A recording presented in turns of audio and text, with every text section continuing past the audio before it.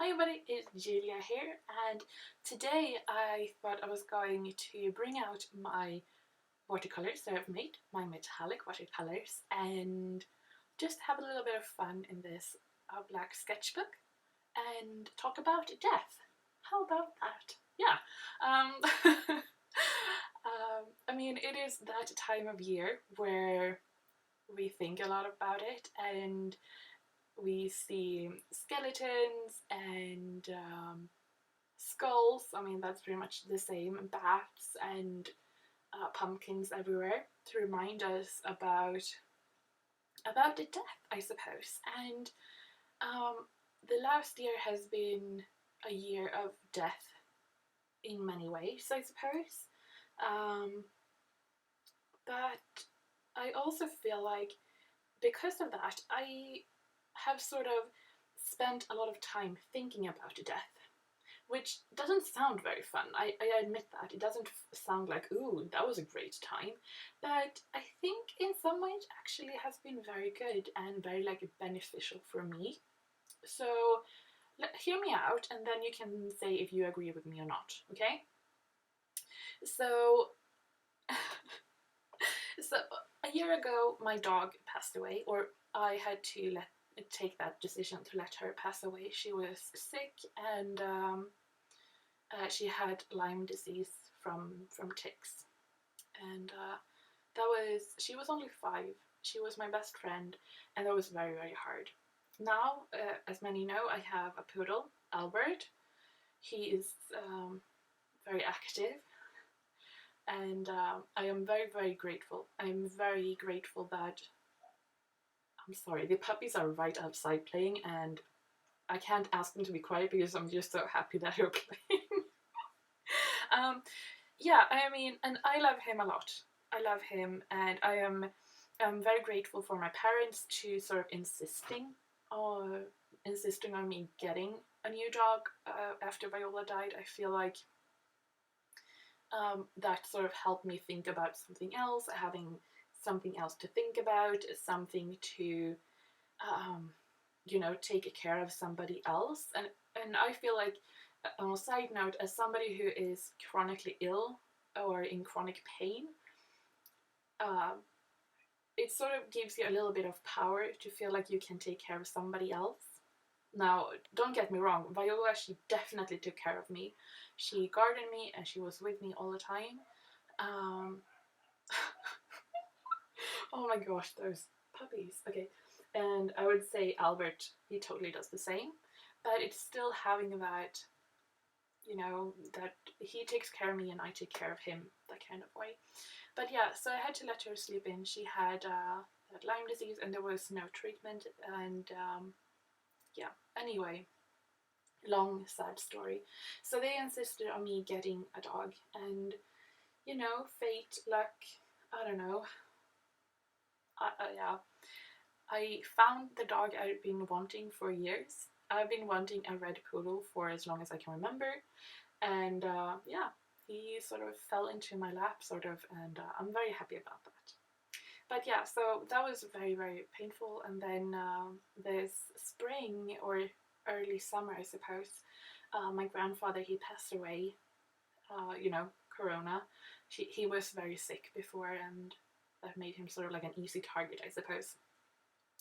But so it's been death and other, not like directly family members, but a bit removed, or yeah, have passed. And so yeah, it's been death, and a while ago I found here on YouTube a creator called Caitlin Doughty, and she has written books about death too. So I sort of I was recommended one of her videos, and then I just sort of fell into a black hole that is her channel. Black, anyway.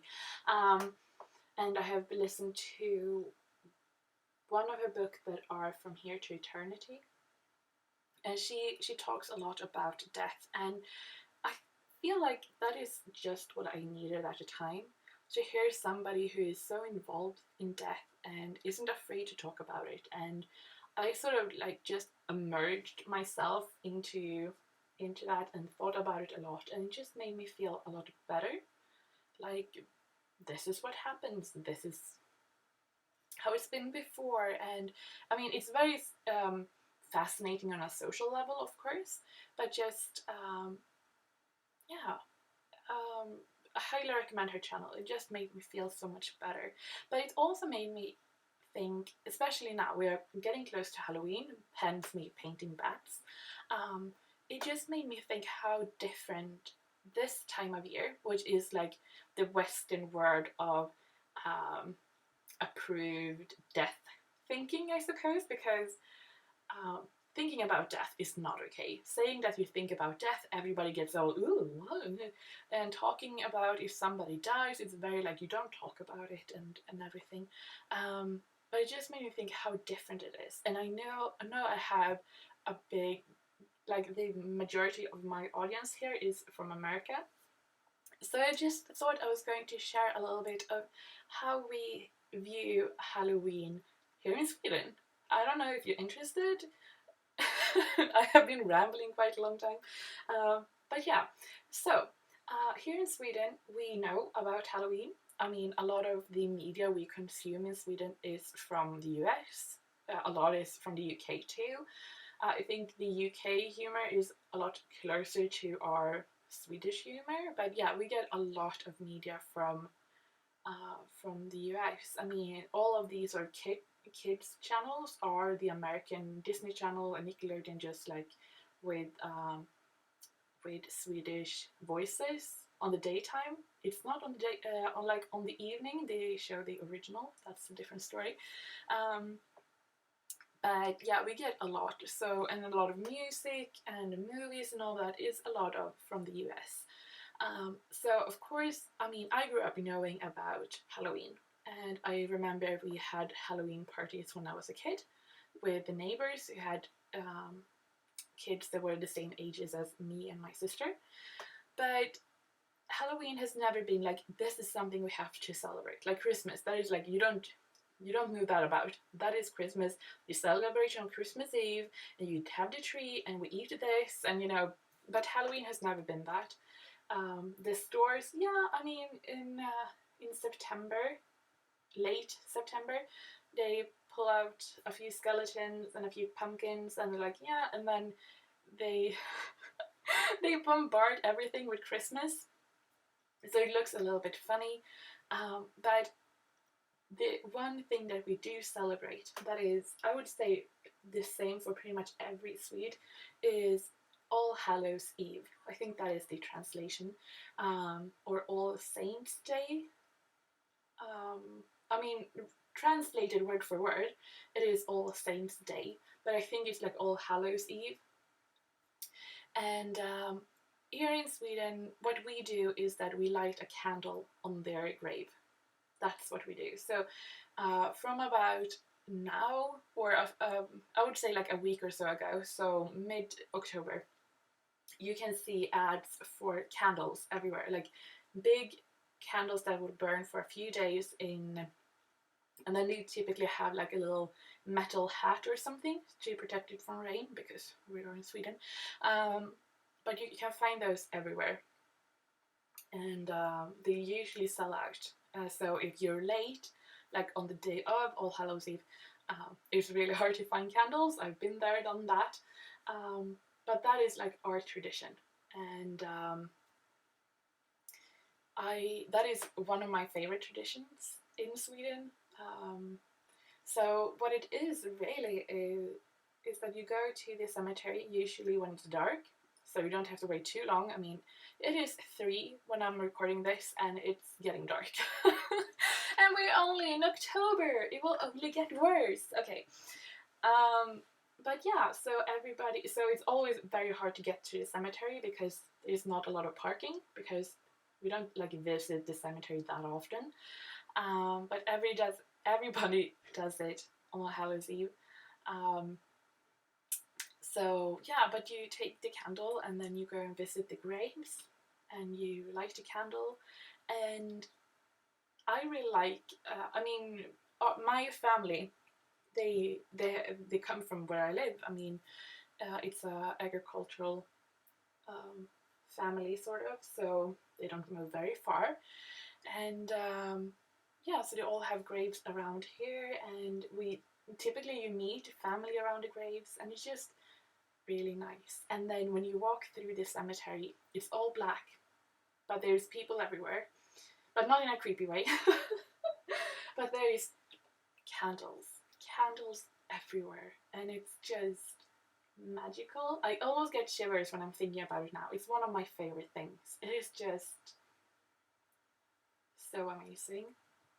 And many cemeteries now have added something to the cemetery. So for the big one that we have in our town, where my dad's mother's family is, um, because that is not the agricultural part. They lived in town. They were like socialites. You know? I'm sorry, I'm laughing, but yeah. They have like a big pond, and they have so that you can like put your candle on a little boat, so you can ship it out. So we have a lot of families. I mean, Sweden have for a long time taken in a lot of refugees.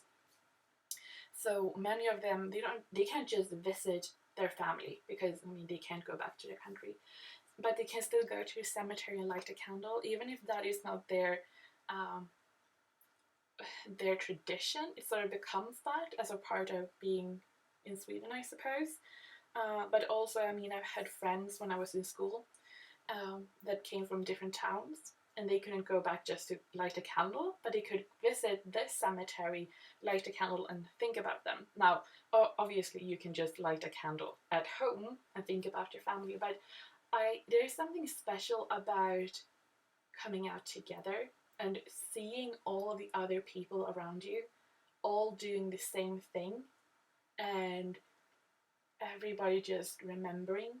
I don't know, it just, I love that. I love that part um, of the sort of, I don't know, like of the Swedish um, old tradition kind of thing. And of course, many who have little kids will then get dressed up and go out. But just that in the cemetery, I was like, when I was a little, I was like, this is not, oh gosh. But yeah, that sort of magic when you see all of those candles, even in the where my dad's family, the agricultural part is it's a smaller cemetery out in the country. It's a lot less candles and everything, but it still has that feeling. I don't know, but yeah. So I just wanted to share my sort of Halloween um, moment. I mean, I see everybody sharing their favorite candies and favorite movies and everything, but that is my favorite thing, and it makes me feel a little bit better. Like I know that at least once a year I will visit the graves and I will leave a flower or light a candle and think about them. So yeah, I would love to hear how you celebrate Halloween. Um, or what you think about the Swedish tradition. I hope you have enjoyed this spread, watching the bats come together because I think they're very cute, and I hope to see you soon.